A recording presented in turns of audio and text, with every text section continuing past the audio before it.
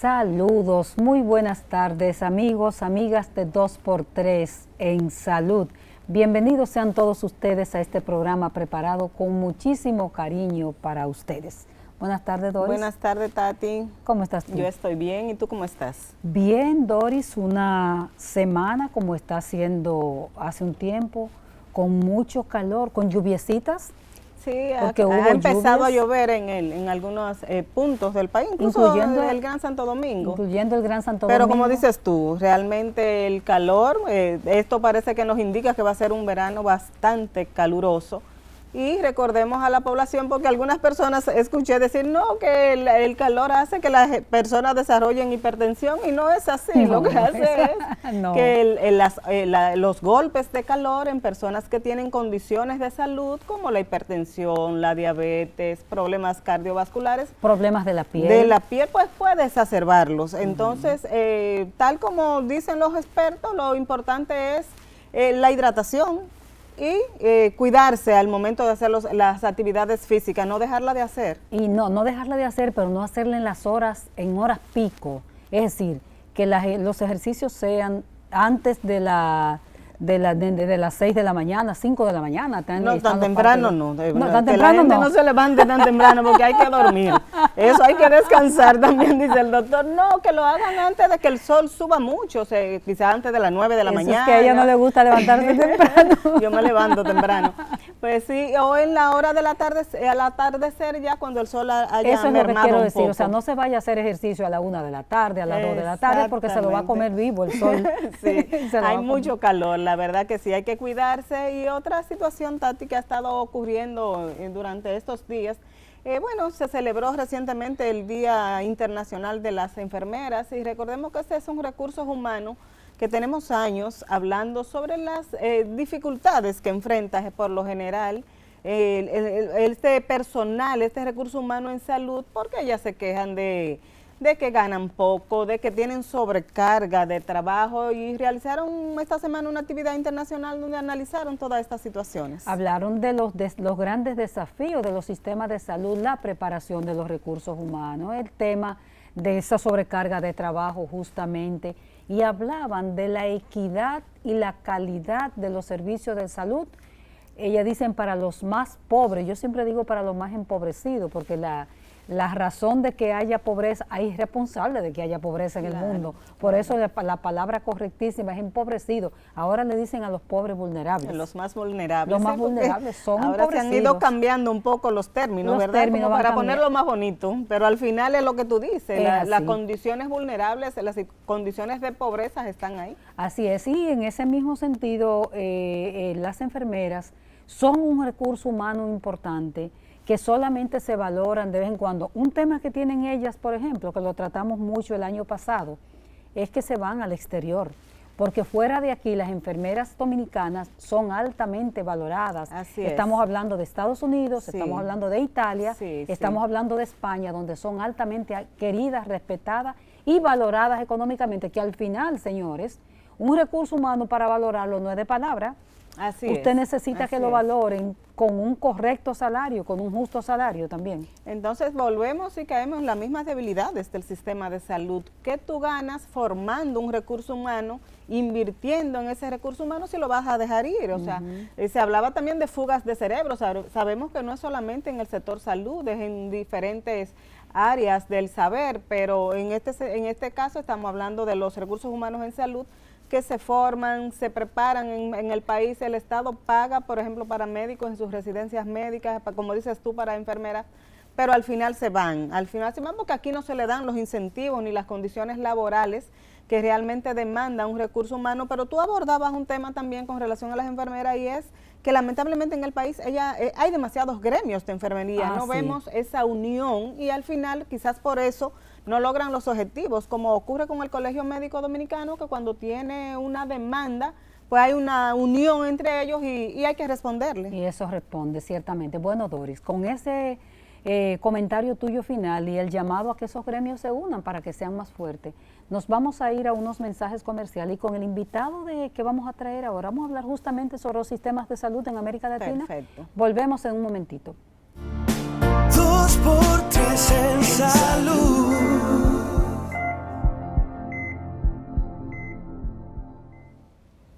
Gracias por seguir acompañándonos en 2x3 en Salud. En esta ocasión tenemos el honor de contar con el doctor Hugo Icut. El doctor es guatemalteco, es director de la Asociación de Servicio Comunitario de Salud de Guatemala y el doctor se encuentra en República Dominicana participando en una actividad internacional, Encuentro Regional de Mesoamérica y el Caribe sobre la refundación y transformación de los sistemas de salud. Y precisamente con el doctor vamos a hablar de eso, de los sistemas de salud. ¿Qué está pasando con los sistemas de salud, no solamente del país, sino a nivel de la región? Bienvenido, doctor, un placer tenerlo aquí en 2x3 en Salud. Muchas gracias por la invitación, un honor también para mí. Igual para nosotras. Pues comencemos justamente eso. ¿Qué es lo que han estado ustedes en esta semana que termina analizando aquí en el país con respecto a esos sistemas de salud? Sí, en primer lugar, permítanme felicitarles por el programa. Me llama la atención porque precisamente la salud es más allá que medicina, ¿verdad?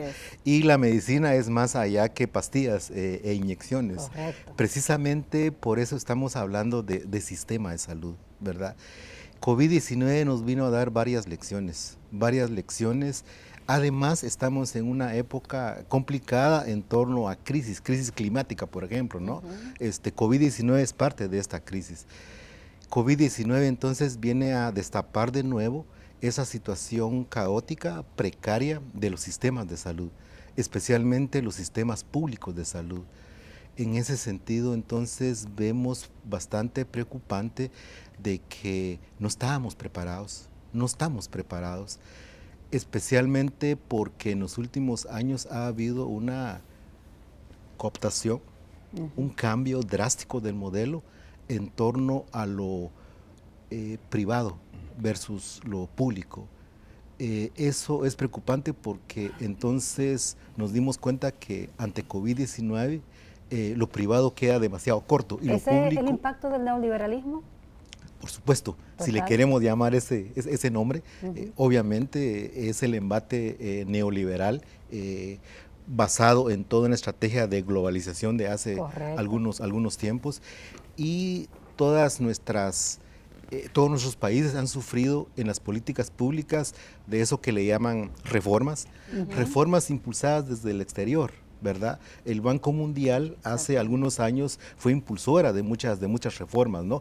Pero también muchas reformas a la medida precisamente de los bancos, a la medida precisamente del mundo empresarial, con esa lógica, ¿no? Con esa lógica. Entonces se van transportando, perdón, doctor, esas reformas de país en país sin conocer las particularidades de cada país, de cada sistema, ¿verdad? Claro, nos dan la receta desde afuera. Exactamente. Cuando no todo es homogéneo, somos heterogéneos. Esa es la riqueza de nuestro continente. Es la riqueza, nosotros le llamamos los pueblos indígenas de este continente Aviala, ¿verdad? Más allá que lo americano, ¿no? Latinoamericano.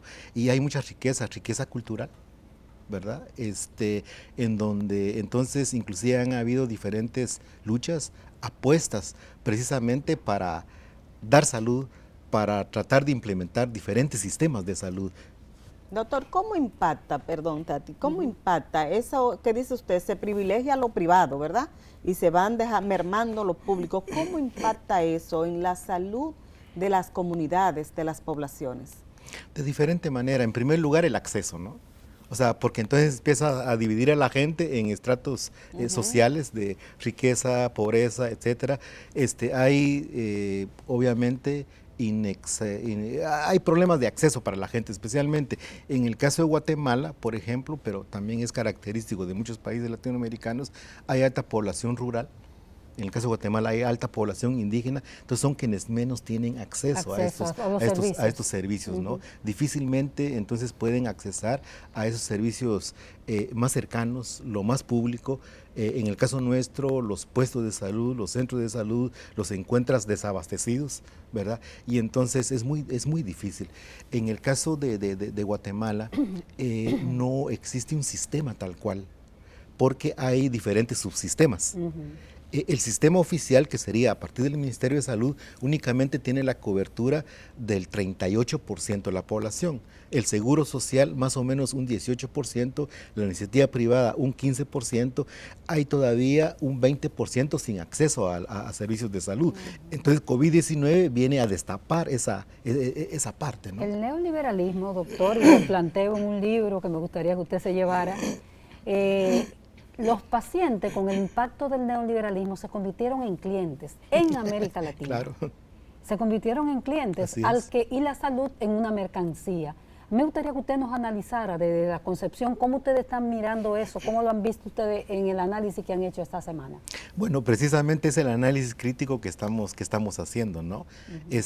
De hecho, no es tanto que estemos en contra del mercado, porque el mercado en nuestros pueblos existe, ¿verdad? Pero es un mercado de intercambio. Tú llevas tu producto, eso pasa en los pueblos, ¿no? Llevas tu producto, lo intercambias, haces trueque, inclusive te dan fiado, etcétera, ¿verdad? Pero ya con el enfoque neoliberal es ya la cuestión de ganancia, ¿no? Entonces, y en ese sentido, al verlo en el ámbito de la salud, pues ves la salud como mercancía, ves a la persona que llega no simplemente como un paciente, sino como un cliente, ¿verdad? Entonces, lo ves y lo ves con cara de dinero, ¿no? Y si no tiene dinero, pues no lo atiendes. Entonces, ese es un problema bastante fuerte del Eso es un desafío para los sistemas, ¿no? Un desafío bastante fuerte, especialmente por la dependencia que tenemos, ¿no? Ya mencionamos dependencia fuerte, por ejemplo, del Banco Mundial, pero también de dependencia interna de los grupos poderosos que en algún momento también, en el caso de Guatemala, cuando hablamos de grupos poderosos, hablamos, por ejemplo, de empresarios, que tampoco todos son malos, ¿no? ¿Verdad? Pero hay empresarios con esa idea clara neoliberal, ¿verdad? Y también está la parte militar. Y luego están los nuevos ricos, ¿no? Narcos, etcétera, ¿no? ¿Verdad? Entonces, todos ellos tratan de crear su propio sistema, su propia política. Cuando yo hablaba de que en Guatemala no hay un sistema único, es increíble, pero inclusive el ejército de Guatemala tiene su propio sistema de salud, tiene su propio hospital. Están segregados cada La sector. Policía tiene su propio, ¿verdad? Y ahora dicen que los narcos también lo tienen. Entonces, esa es una cuestión complicada. ¿Quién está desfavorecido acá? ¿El pueblo o la gente? Pueblo. Doctor, cada día vemos que se concentran menos los esfuerzos en trabajar desde la comunidad, como ustedes mismos están ahora mismo analizando todo esto, y la prevención la van dejando de lado y se está privilegiando siempre lo que es la atención. Lo curativo. Lo curativo, la atención sobre todo de tercer nivel, porque ya del primero se pasa ya al tercero, o sea, a veces ni se va al primero y se llega al tercero. ¿Qué pasa eso? ¿Están ustedes viendo esta realidad en los países? Por supuesto, y ese es el fundamento de este encuentro, ¿no? Al hablar de la refundación, de la transformación, estamos retomando elementos claves de la atención primaria de salud. La atención primaria de salud tiene elementos claves como, por ejemplo, partir de la comunidad, escuchar a la comunidad. Integrarla, ¿verdad? Integrarla, pero de manera equitativa. Y en ese sentido, entonces, estamos retomando esos elementos claves, porque los miramos importantes, para entonces fortalecer de abajo para arriba. Y cuando hablo de abajo para arriba, el primer nivel de atención es clave porque en la mayoría de los sistemas funcionamos al revés. La mayor parte de inversión está en el tercer nivel, ¿verdad? Sí. Y la inversión menor está en el primer nivel, donde debería de estar el esfuerzo de promoción de la salud, de prevención. Que se necesita totalmente. Por eso necesitamos transformar los sistemas. Y ojo, no estamos usando la palabra reforma, porque también la palabra reforma hasta cierto punto nos lo han quitado del lenguaje. Entonces ya todo el mundo habla de reforma, el Banco Mundial habla de reforma, pero también lo habla desde su lógica, ¿no? En el caso de Guatemala, siempre pongo el ejemplo de Guatemala porque soy de pueblos indígenas, hay una cuestión importante que ha salido en este evento. Nos dicen, miren, para hablar de transformación posiblemente tengamos que hablar también de transformación antes de los estados. Y es cierto, nosotros en Guatemala estamos hablando de que posiblemente los pueblos indígenas, que somos mayoría allá, no estemos representados en ese estado guatemalteco, y estamos hablando de un nuevo estado guatemalteco, de un nuevo estado y por supuesto también de un nuevo sistema de salud. Eso está hablando, ¿verdad?, de transformación necesariamente. Claro, Claro, entonces por eso habría que darle vuelta al asunto, independientemente de la palabra que utilicemos, ¿no? ¿Verdad? Pero no usamos la palabra reforma porque lo están usando Además otros. está cargada negativamente por la historia ya, lo que fue la Claro. reforma en nuestros países. Claro, y en ese sentido también quisiera poner el caso de Guatemala, porque muchas veces cuando hablamos de sistema lo hablamos bastante alejado como una palabra técnica, una palabra científica, una palabra demasiado complicada. En el caso de Guatemala, nosotros a nivel de pueblos indígenas estamos impulsando un sistema que le llamamos sistema ancestral de los pueblos originarios. En ese sentido, ¿En qué consiste, doctor? sí, eso es muy importante, ¿no? Para cualquier sociedad, un sistema de salud tiene que estar basado en su propia sociedad. En ese sentido, los pueblos mayas en Guatemala tienen lo que le llamamos una cosmovisión, o sea, una forma de ver y entender el mundo. Claro. Y es un elemento filosófico. Todas las sociedades tienen su cosmovisión y a partir de ahí sería el punto de partida digamos, de este sistema, su cosmovisión, su forma de ver y entender el mundo. ¿Por qué? Porque a partir de ahí hay un concepto diferente y nuevo de salud. ¿Se integra la Pachamama también? Claro, ahí iba, porque en este concepto de salud no nos referimos únicamente al ser humano, ¿verdad? Porque el concepto clásico de la OMS habla del ser humano, y qué bueno, hay derechos humanos y todo, ¿no? Pero ahí estamos hablando del ser humano inmerso en la madre tierra, inmerso en la Pachamama, inmerso en la naturaleza, en el cosmos. Entonces, el ser humano es integral, todo integral, este proceso holístico. Eso es muy importante, ¿no? Sí. Y en ese sistema también hay lo que le llamamos epidemiología sociocultural, en el sentido de que hay enfermedades propias de las culturas que el otro sistema no lo entiende, no lo comprende, ¿verdad? Segundo elemento. Tercer elemento es que hay gente que la practica, hay mucha gente que la practica. En el caso de Guatemala, hay más o menos 16 especialidades médicas. Hay desde las abuelas comadronas, así le llamamos, sí, ¿verdad? Esa es una especialidad. Hay la gente que compone huesos, hay sobadores de estómago, hay gente que mira el iris, etcétera. O sea, hay diferentes especialidades. Eso es parte de la historia, inclusive, claro, de la medicina. Y otro elemento es que hay varios recursos que la gente utiliza. Plantas medicinales, hay minerales, hay lo que le llamamos los sacerdotes mayas, los guías espirituales, hacen ceremonias mayas, ¿no? Entonces es una cuestión integral. Y un último elemento del sistema es que un sistema se mantiene si la gente la usa, la practica y cree en ella. Entonces la vemos no únicamente como alternativa, sino más bien se identifica con ese sistema, ¿no? Hay gente que de alguna manera, por ejemplo, hay mujeres que podrían tener los recursos económicos para ir a un sanatorio, a un hospital, pero buscan a la comadrona. ¿Por qué? Porque se identifican con ella y porque usan su práctica, la conocen, es humana, etcétera. Tiene una práctica humana, cercana a ella, por supuesto. Eso es muy importante y eso es en contra del neoliberalismo, porque este sistema no va por el lucro, sino va por el servicio. Inclusive no es, mira, cuánta plata traes para ver qué tipo de atención te doy. No, yo te atiendo y miramos cómo le hacemos. ¿Cómo hacemos? Y si no tienes, pues bueno, me das frijolito, me das algo y ahí la dejamos. Doctor, entonces en esa transformación que ustedes plantean, también hay que trabajar con la formación, con el recurso humano, la formación, porque lo que estamos viendo en este momento es que las escuelas de medicina están formando un recurso humano totalmente pensando diferente a todo esto que usted nos está planteando a nosotros. Importantísimo lo que señala. Las escuelas de formación juegan un rol importante, inclusive desde la escuela propia primaria. Nosotros en Guatemala estamos impulsando lo que le llamamos educación integral bilingüe y multicultural, desde ahí.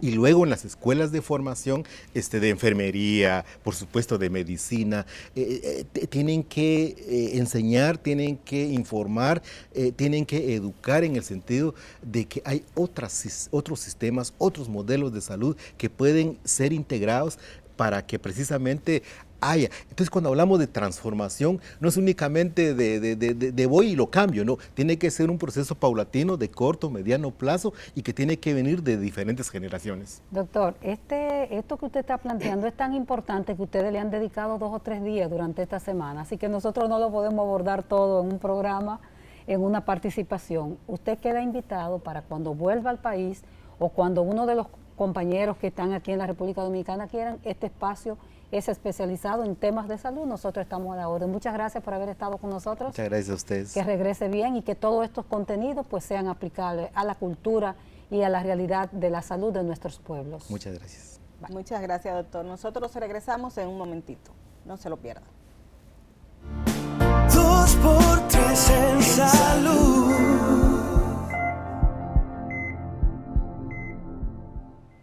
Gracias por continuar en 2x3 en salud. Tenemos el gran placer de tener con nosotros al licenciado Fernando Camaño, economista, exdirector o ex superintendente de salud y riesgos laborales, el segundo que tuvo el Sistema Dominicano de Seguridad Social.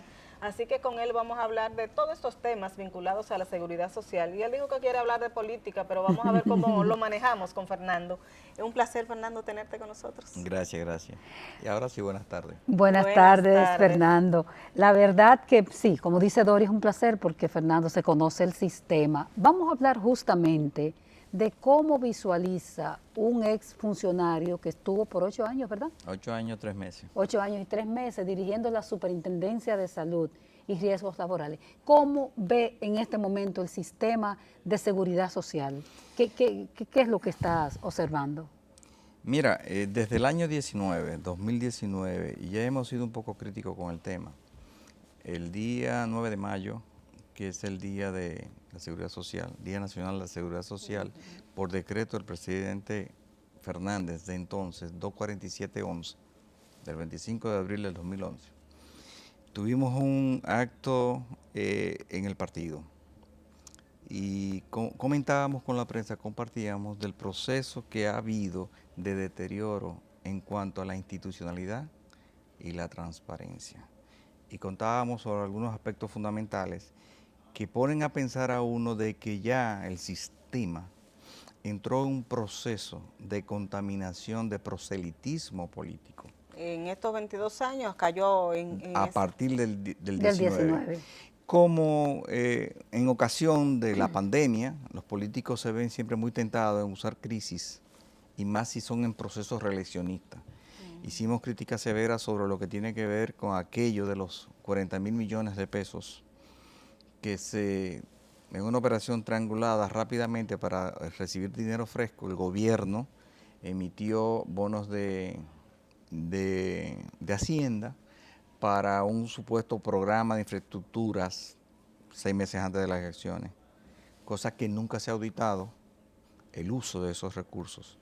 Quedan simplemente como deuda pública. ¿Recursos de la seguridad social, dices tú? Recursos provenientes del financiamiento que hace la Seguridad Social al tipo de deuda que el gobierno tiene proclividad a llevar a cabo. Estamos hablando sobre todo de recursos de pensiones. Estamos hablando de inversión de las CCI, pero es el propósito de lo que se hizo por razones políticas, proselitistas, y sobre la base de un programa de infraestructura que no se llevó a cabo. Nosotros sabemos perfectamente que los 477,000 millones que tenemos en la CCI, más del 80% lo tiene el gobierno. El gran deudor de nuestro dinero en la CCI es el gobierno. Y no me voy a dilatar mucho en ese punto porque quiero entrar en otros. El Fondo Monetario Internacional le exige a países como el nuestro, viciados, permanentemente inclinados a la deuda pública externa, a la deuda pública interna, prefiere el Fondo Monetario que te endeudes en moneda local con acreedores locales. ¿Por qué? Por eso ha sido ahora mismo la seguridad social la fuente permanente de recursos frescos, tanto para la banca, para nivelar el tema de la tasa de interés, dinero fresco que entra todos los meses, el endeudamiento público para cubrir déficit presupuestario, etcétera. Un segundo punto que también hicimos ver de estos 22 años es el hecho de que el gobierno, ahora en un proceso bastante turbio de afiliación masiva, utiliza recursos que son impuestos, lo que van a SENASA subsidiado, para llevar a 7.73 millones de individuos dentro de su cartera la aseguradora de salud del gobierno. ¿Cuál es el problema con eso? Eso no es malo, sino el hecho que eso distorsiona todas las estadísticas del gobierno. ¿Por qué? Somos 10 puntos, no llegamos todavía oficialmente, a 10.60 millones de personas. Ya la Seguridad Social en el Seguro Familiar de Salud tiene 10.40. Solamente resta ciento y tantos mil personas. ¿Quiénes son entonces? Cuando el gobierno dice que ha disminuido la pobreza en cientos de miles de personas. Sin embargo, hay 5 puntos y tantos millones que están en el subsidiado. Eso nada más hay una sola pregunta para el presidente de la República. ¿Dónde están esos pobres? Porque vemos que la cartera, según el artículo 7, inciso B de la ley 8701, define claramente que son personas o desempleadas o que reciben un ingreso familiar por debajo del salario mínimo nacional. ¿Cómo te explica eso, presidente? No hay forma. Vemos también cómo Pero técnicamente, Fernando, ¿qué está pasando? O sea, ¿qué es eso? ¿Por qué ocurre eso? La consecuencia inmediata es de que recursos que pueden ir a cubrir situaciones que la red pública, por ejemplo, tiene, que es un desastre, y un conglomerado de profesionales que permanentemente tenemos que ver en los medios, Doris, y tú te has referido a ello, en huelga, porque los incentivos no se lo pagan, porque sus conquistas y promesas que se le ha hecho tampoco se cumplen. Dice uno lo siguiente, entonces, ¿por qué tú saturas un régimen subsidiado que te hace ver que tu pobreza ha aumentado enormemente para tener entonces más proselitismo y tener más clientelismo político? Es peligroso. Eso es peligroso para el sistema. Por eso estoy sistema. haciendo observaciones de varios puntos que te dicen, algo está pasando. Eso no pasaba antes del 19. Del 19 para acá vienen con todo esto. Entonces, no es posible.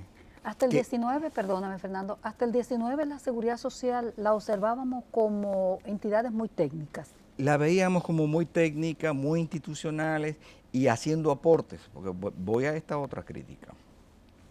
Quienes se ha demostrado, por lo que acabo de comentar y otras situaciones, que habiendo promulgado la ley en el 2001, son los que menos la han aplicado y quienes más la están violando. Pongo ejemplo también, fase 1 y fase 2.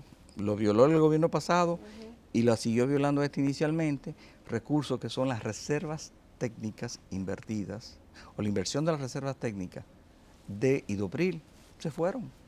Y no era una emergencia, no se justificaba. Una emergencia que debió haberse repuesto, porque el gran beneficiario también fue el sector privado. Lo que pasa es que el sector privado entiende que porque cotiza el 100%, esos recursos les pertenecen. Esos recursos tenían que reponerse. Lo de Idopril, todo recurso que sea reservas técnicas invertidas debe reponerse, retomarse. Porque la ley no ha cambiado. Y Idopril ha quedado sin eso. Recuerdo yo, ese acumulo de dinero que siempre se hablaba que tenía Idopril. Nosotros hemos estado exigiendo desde el momento que eso sucedió, que sea repuesto. Ok, eso no se ha hecho. La última cifra que yo recuerdo eran 14.000 millones que tenía Idopril. 14.000 millones, exactamente. Yo no recuerdo en dónde está, eso debe haber crecido. Entonces, eso es gravísimo. Eso le ha hecho un daño institucional al país, pero al sistema inicialmente y al país en términos generales, que entonces ahora todo lo que hace o deja de hacer el gobierno es esperando que haya una modificación de la ley 8701, cuando tú tienes el compromiso moral de haber sido quien más hiciera por ese sistema. Entonces, voy a esto. Fernando, vamos a pedirte un permisito, nos vamos a ir a una pausa y vamos a esperar que tú te concluya haga esa conclusión ya, entonces vamos a hablar un poquito de las coberturas en materia de salud. Regresamos en un momentito. Correcto. 2x3 en salud.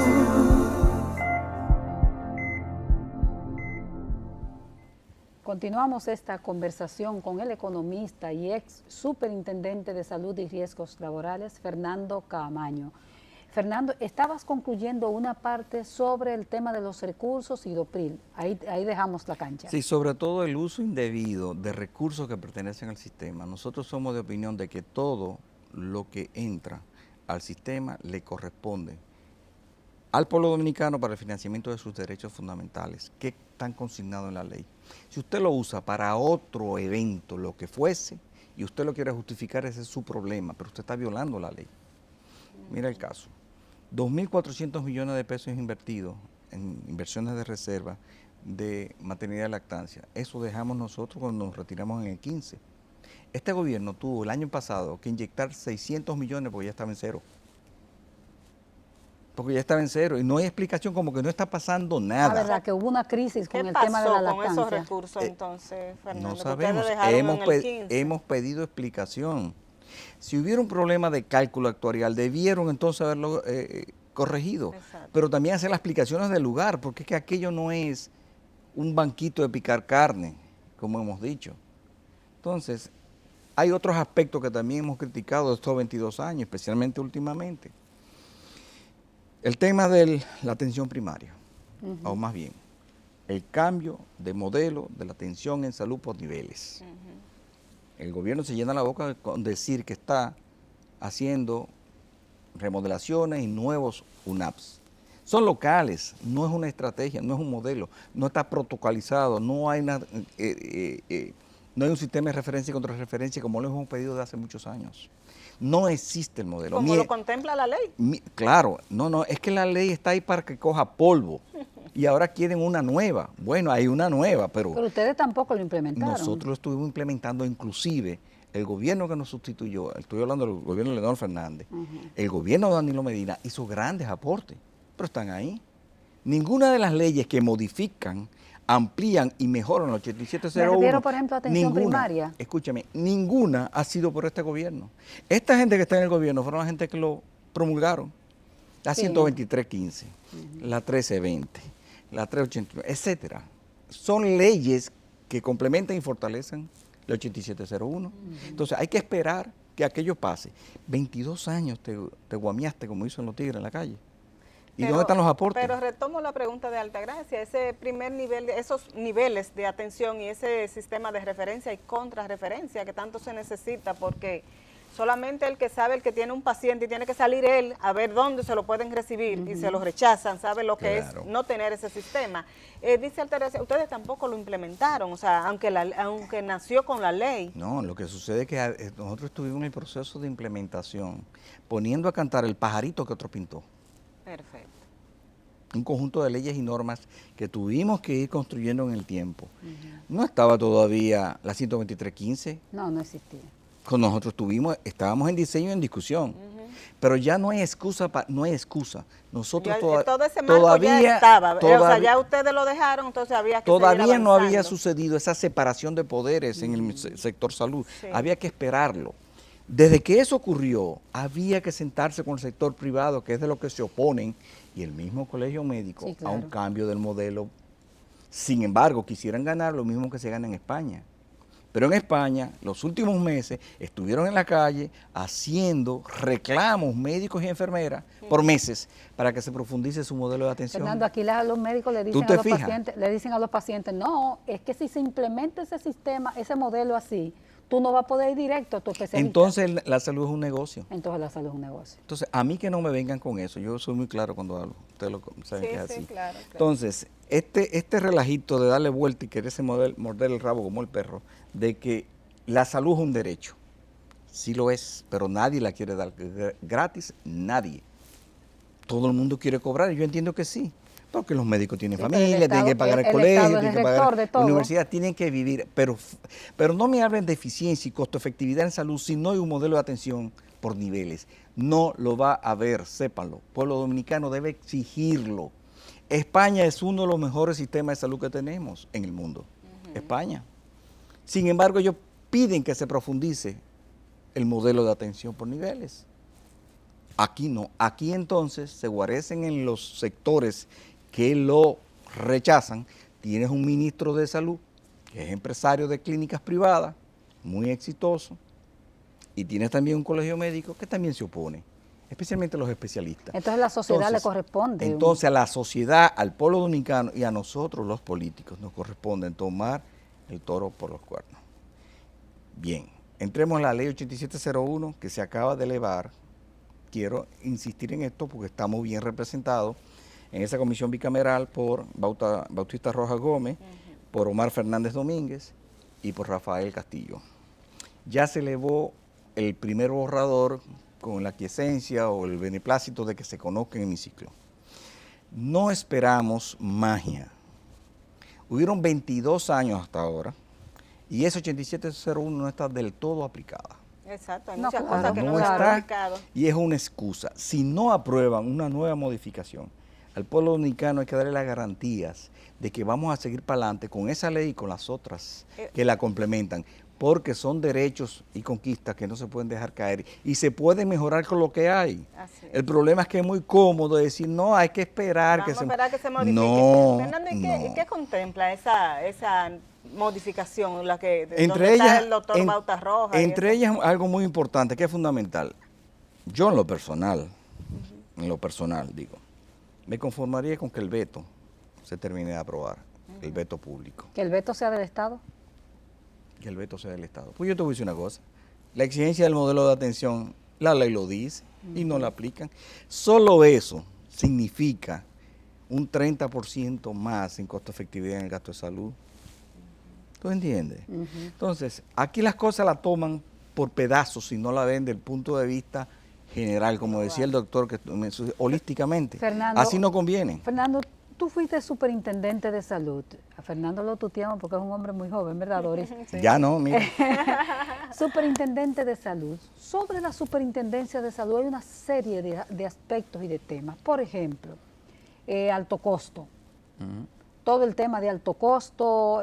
Ampliación del ampliación plan de cobertura del plan básico. Exactamente, todo eso como irresuelto, la gente sigue quejándose. Hay un desconocimiento general de qué me corresponde, qué no me corresponde. Eso, digo, no es que hay, persiste ese desconocimiento general.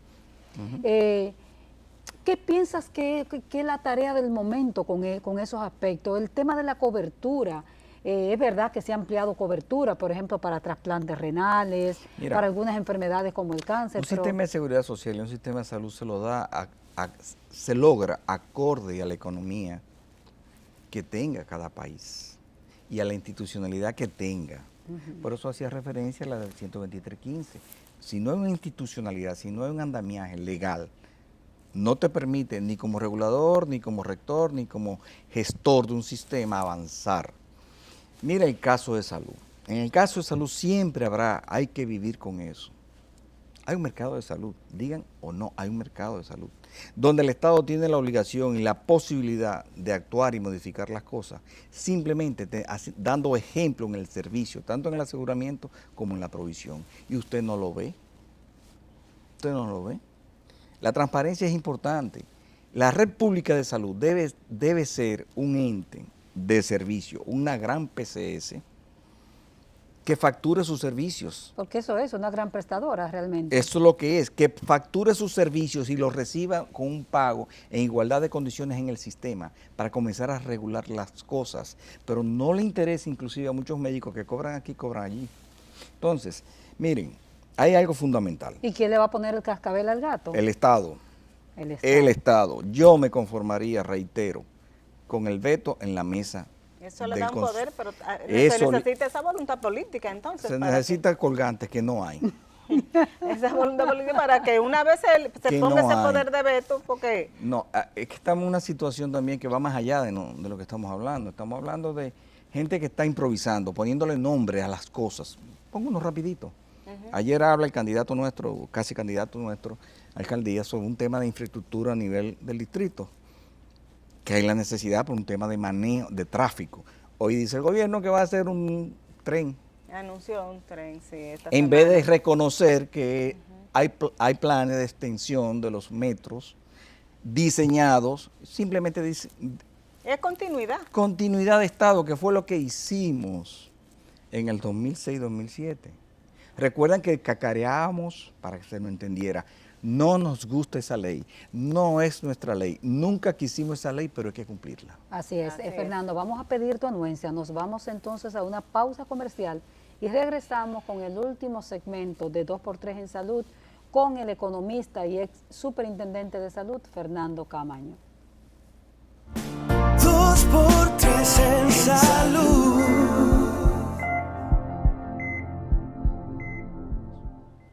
Seguimos conversando con Fernando Camaño, es superintendente de salud y riesgos laborales. Fernando, una de las cosas que más angustian, que más están preocupando a los afiliados a la seguridad social es el alto costo de bolsillo. Recuerdo que es un tema que se ha discutido por tiempo y tiempo, pero cada día sube más. ¿Qué está pasando? ¿Qué lectura tú le das a esta situación y cómo podría solucionarse? Primero hay que recordar lo siguiente, el servicio médico y el de farmacéutica, de la industria farmacéutica en general, tiene una simetría de información demasiado sesgada a favor del prestador o del fabricante farmacéutico. Si le dicen que esa pastilla sirve para eso y hay una buena publicidad, usted se lo cree. Usted no tiene ninguna información para contradecir eso. Lo mismo con usted, el médico. Si tu médico te lo indica, y tú si no el tienes por qué médico dudarlo, te dice, ¿verdad? usted tiene una peritonitis, y usted dice, "Ay, pero yo no me siento nada ahí", usted es médico, cállese. Así Y el boche viene. Exacto. Entonces, usted no tiene poder de negociación en el precio. Entonces, cuando el médico pone el precio, él entiende que es el precio justo. Entonces, esa simetría de información en todo mercado distorsiona siempre a favor, en contra del que compra y a favor del que vende. Entonces, eso no lo han querido entender. Y te dicen, no, es que es un derecho. Lo que haya que pagar se paga. Claro, con tu salud tú tienes que pagar lo que sea. Ahora bien, debe haber un garante de todo eso que es el Estado. Y poner las cosas en orden. Entonces, el primer aspecto que hay que entender es ese. Entonces, no puede ser lo que usted quiere o sus expectativas. ¿Por qué? Porque los recursos son escasos. No, por eso decimos, y lo digo a boca llena, un médico no puede entender en términos generales lo que el sistema es. El sistema es un sistema de financiamiento de derechos. Entonces hay que manejar recursos, los recursos son escasos. Entonces, son limitados porque es lo que la economía, lo que las nóminas pueden dar, o lo que el Estado en impuestos puede darle a Senasa Pero ese subsidiado. sistema económico no podría cubrir, por ejemplo, esos medicamentos de alto costo que la gente no tenga Claro que mendigarlo. puede. Había un programa de alto costo en desarrollo que No, funcionaba. que lo cubran las ARS, por ejemplo. Bien, pero si el Estado puede hacerlo porque el sistema no puede pagarlo, lo importante Es que el Estado dice que no puede ya. el Estado sí puede. Lo que pasa es que, pero le sobra el dinero a este presidente. El ministro de Salud El ahora ministro que diga lo que ha quiera, dicho su que no, que presidente eso debe ser dice, cubierto por las Tati, ARS. su presidente dice que a él le sobran los recursos. ¿Sí o no? Le sobran los recursos. Entonces, el programa de alto costo de salud pública estaba haciendo su trabajo y ha ido en detrimento. Razones no se sabe. Gestión, capacidad, quizás. Pero entonces, Fernando, no hay manera, la ley no contempla que sería la Seguridad Social quien debería ser responsable de las necesidades de su afiliado. Por ejemplo, si yo tengo Claro, hipertensión, la ARS claro. tiene que cubrirlo porque no puede cubrir Sí, las otras enfermedades. Sí, y solo si los recursos alcanzan. Ok. ¿Qué pasa? De la totalidad que reciben, el 10% es para administración y beneficios. Sí. El 90% de lo que vale SFS se gasta y se puede comprobar y se auditan que van. Le pongo un ejemplo. De los 92.200 millones que recibió las ARS por el SFS el año pasado, tú puedes calcular perfectamente que casi 85.000 fueron al pago o compra de servicios y de medicamentos. Sin embargo, tú no tienes esa posibilidad, que es mi queja desde el lado público, que se invirtieron 123.000 millones de pesos, que para mí son insuficientes para el sector salud, pero eso fue el presupuesto del año pasado.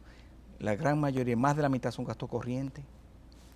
En términos proporcionales a la salud, en términos generales, el sistema dominicano de seguridad social aporta más que el sector salud. Y si suman los 92.200 más los 123.000 del año pasado, todavía no logramos el 4% que sí recibe educación. Educación, por ejemplo. Educación, sí, Entonces, sí. eso hay que tenerlo en cuenta en cuanto a gestión política. Bueno, pues yo espero que cuando ustedes lleguen al poder, lleguemos al 6%, que es lo que recomiendan los organismos internacionales en materia de inversión en salud. En cuanto a los organismos internacionales, ellos saben también por dónde sacárnoslos. Se inventan una epidemia y ahí se fue todo. Y ahí se fueron más del 6%. Bueno, pues con Fernando se puede hablar todo, un programa completito de todos estos temas de salud, seguridad social que tanto Y preocupan, economía y hasta de economía. política. Y hay que tener una calculadora para entender todos esos números, porque Fernando es economista. Así que te agradecemos muchísimo, Fernando, que haya sacado este tiempo, que nos arroje un poco de luz, porque a uno también le llama mucho la atención muchas cosas que pasan en el sistema y a veces uno no sabe calcularlo tan bien como tú en materia económica. Así que gracias por acompañarnos, gracias a nuestros amigos televidentes por siempre estar ahí, fieles a 2x3 en salud. Nos vemos la próxima semana.